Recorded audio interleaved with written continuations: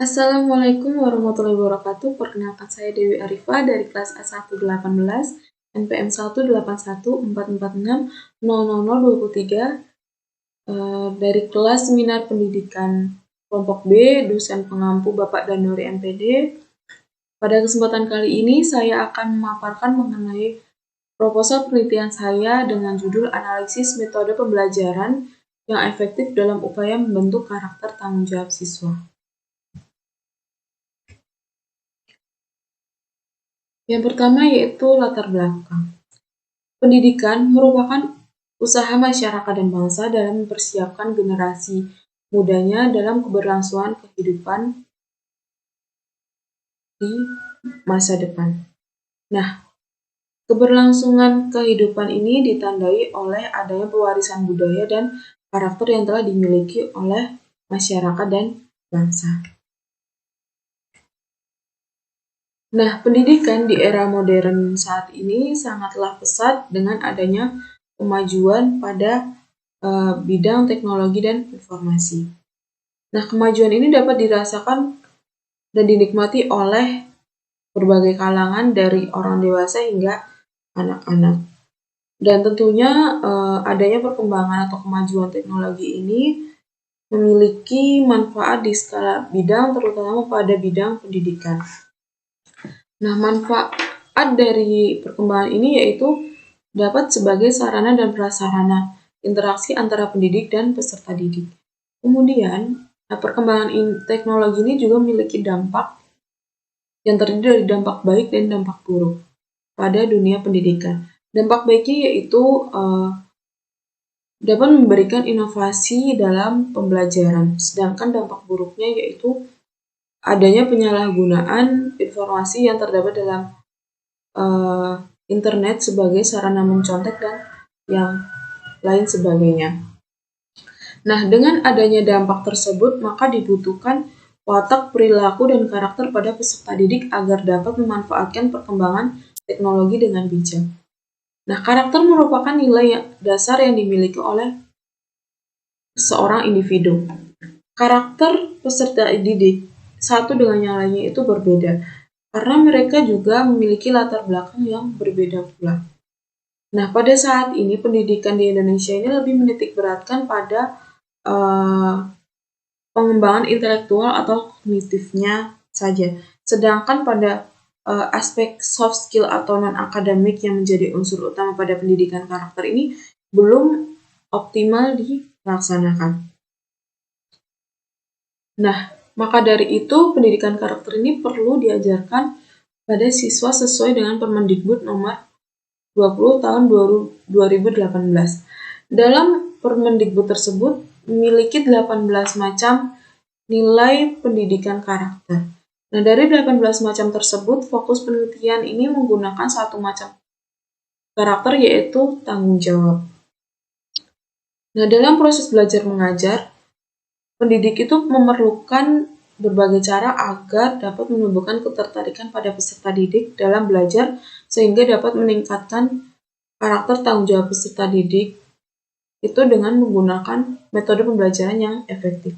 Dengan menggunakan metode pembelajaran ini diharapkan pendidik dapat mendapatkan hasil yang lebih baik dari segi kognitif maupun dari segi afektif. Nah, dari latar belakang tersebut, maka peneliti tertarik untuk melakukan penelitian ini lebih lanjut. Nah, fokus penelitian pada kali ini yaitu adalah upaya guru dalam menggunakan metode pembelajaran yang efektif untuk meningkatkan karakter tanggung jawab siswa. Nah, rumusan masalah yaitu bagaimana upaya guru dalam menggunakan metode pembelajaran yang efektif untuk meningkatkan karakter tanggung jawab siswa. Kemudian tujuan dari penelitian ini yaitu untuk mengetahui upaya guru dalam menggunakan metode pembelajaran yang efektif untuk meningkatkan karakter tanggung jawab siswa. Kemudian ada manfaat penelitian yaitu ada manfaat teoritis yaitu untuk menambah wawasan terkait metode pembelajaran yang efektif untuk meningkatkan karakter tanggung jawab siswa. Kemudian ada manfaat praktis yaitu bagi siswa ini diharapkan dapat terbentuk karakter tanggung jawab dengan pribadinya. Kemudian bagi guru ini dapat menggunakan metode diharapkan dapat menggunakan metode pembelajaran yang tepat dalam meningkatkan karakter tanggung jawab siswa, dan bagi sekolah ini diharapkan dapat menjadi tolak ukur keberhasilan sekolah dalam meningkatkan karakter tanggung jawab siswa. Kemudian yang selanjutnya yaitu kajian pustaka. Yang pertama mengenai metode pembelajaran. Metode pembelajaran adalah prosedur sistematis yang memudahkan proses pelaksanaan pembelajaran yang berupa implementasi langkah-langkah konkret agar terjadi proses pembelajaran yang efektif serta mencapai tujuan tertentu.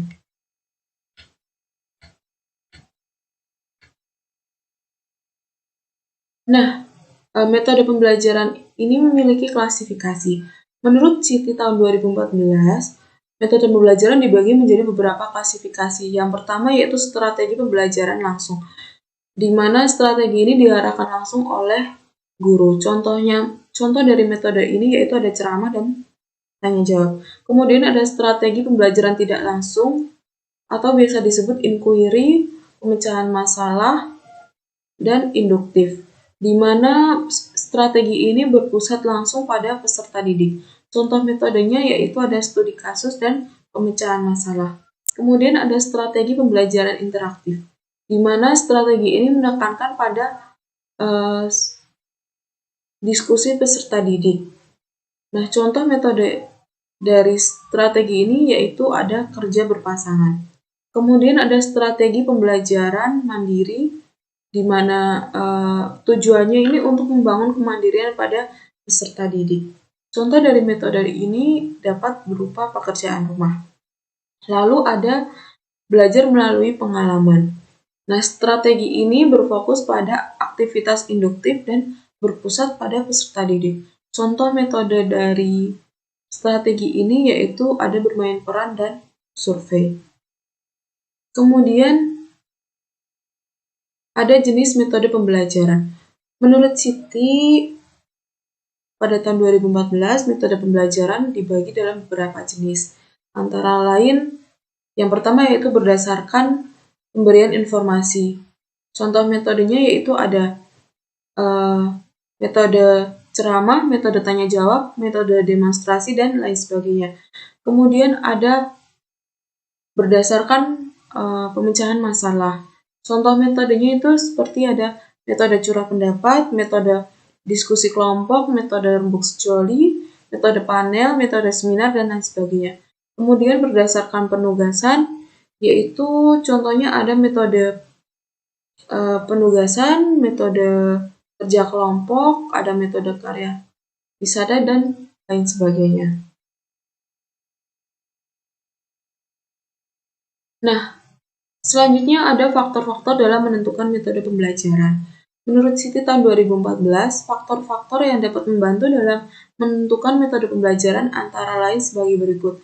Yang pertama yaitu tujuan pembelajaran, kemudian ada kemampuan guru, lalu ada kemampuan peserta didik, jumlah peserta didik, kemudian jenis materi, kemudian waktu, dan fasilitas yang ada.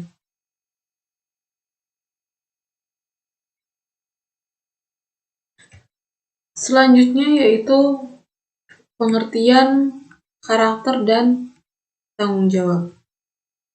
Nah, karakter menurut Kamus Besar Bahasa Indonesia adalah sifat-sifat kejiwaan, akhlak, atau budi pekerti yang membedakan seseorang dari yang lain, atau bisa disebut tabiat atau watak. Nah, dengan demikian karakter ini dapat dipahami sebagai sikap, tingkah laku, serta perbuatan baik atau buruk yang berhubungan dengan tata cara sosial.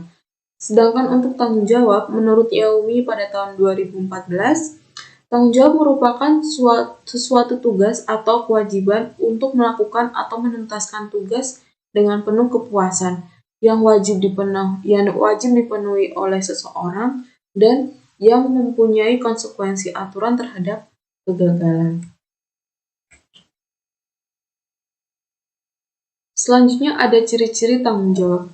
Menurut Mustari tahun 2014, tanggung jawab memiliki ciri-ciri sebagai berikut, yaitu ada memiliki jalan yang lurus, selalu memajukan diri sendiri, menjaga kehormatan diri, selalu waspada, memiliki komitmen terhadap tugas, melakukan tugas dengan standar yang terbaik, lalu ada mengakui semua perbuatannya, ada menepati janji, dan yang terakhir yaitu berani menanggung resiko atas tindakan serta ucapannya. Yang terakhir yaitu macam-macam karakter tanggung jawab. Nah, menurut Mustari tahun 2014, terdapat macam-macam tanggung jawab, diantaranya yaitu ada tanggung jawab personal. Tanggung jawab personal di sini adalah orang yang bertanggung jawab berarti melaksanakan tugas secara sungguh-sungguh, berani menanggung konsekuensi dari perilaku, perkataan, serta tingkah lakunya. Nah, dari sini muncul tanda-tanda yang diharuskan pada diri seseorang yang bertanggung jawab. Kemudian yaitu ada tanggung jawab moral. Nah, tanggung jawab moral ini merupakan tanggung jawab yang umumnya merujuk di pemikiran seseorang, di mana seseorang mempunyai kewajiban moral pada segala situasi tertentu. Jika tidak taat akan kewajiban-kewajiban moral, maka kemudian dapat menjadi alasan untuk diberikan hukuman. Nah, hukuman ini berlaku pada mereka yang bisa berefleksi atas situasi mereka, di mana menghasilkan niat awal bagaimana mereka bertindak, serta melakukan tindakannya tadi. Kemudian yang terakhir ada tanggung jawab sosial. Nah, tanggung jawab sosial itu bukan hanya soal memberi atau tidak membuat kerugian pada masyarakat lainnya, tetapi bisa pula merupakan sifat-sifat yang perlu dikendalikan dalam hubungannya dengan orang lain. Selanjutnya, bab ketiga yaitu metode penelitian. Nah, latar dari penelitian sendiri ini dilaksanakan di SD Negeri 1 Padokan yang beralamat di Jalan Bibis Raya, Padokan Lor, Tirto Remolo, Kecamatan Kasihan, Kabupaten Bantul. Nah, kemudian penelitian ini akan dilakukan pada semester genap tahun ajaran 2021-2022. Kemudian subjek penelitian ini adalah kepala sekolah dan guru kelas 3 dan 4 SD Negeri 1 Padokan. Nah, untuk cara penelitian sendiri, metode yang digunakan dalam penelitian ini adalah metode kualitatif yang bertujuan untuk memperoleh data yang lebih mendalam. Nah, tujuan dari penelitian ini adalah untuk menganalisis secara mendalam tentang metode pembelajaran yang efektif dalam upaya meningkatkan karakter tanggung jawab siswa. Kemudian ada data dan sumber data. Data sendiri terbagi menjadi dua, yaitu data primer dan data sekunder.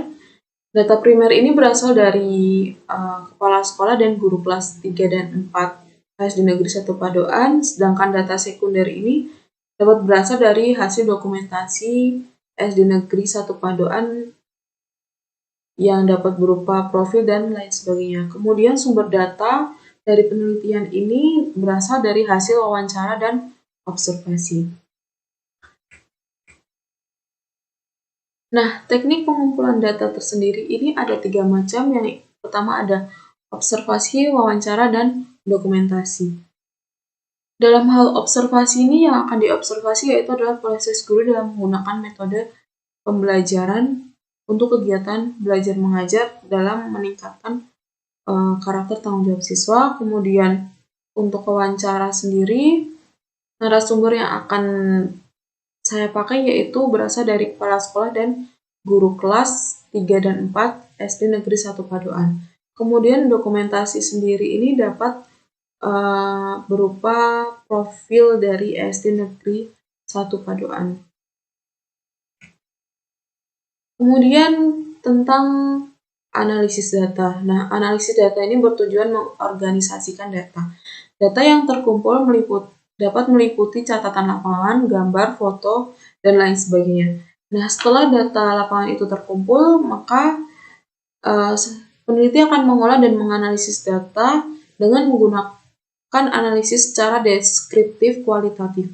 Nah, analisis deskriptif kualitatif ini dimaksudkan yaitu mendeskripsikan dan menguraikan perencanaan, pelaksanaan, dan evaluasi dalam menggunakan metode pembelajaran yang efektif dalam meningkatkan karakter tanggung jawab siswa. Yang terakhir yaitu keabsahan data. Nah, teknik keabsahan data dalam penelitian ini menggunakan teknik triangulasi data. Teknik triangulasi pada penelitian ini adalah triangulasi menggunakan metode dengan teknik pengumpulan data, yaitu ada observasi, wawancara, dan dokumentasi. Nah, dengan teknik triangulasi ini diharapkan dapat meningkatkan kekuatan data dibandingkan dengan satu pendekatan saja. Nah, itu tadi presentasi dari saya. Kurang lebihnya mohon maaf apabila ada salah kata. Saya tutup. Wassalamualaikum warahmatullahi wabarakatuh.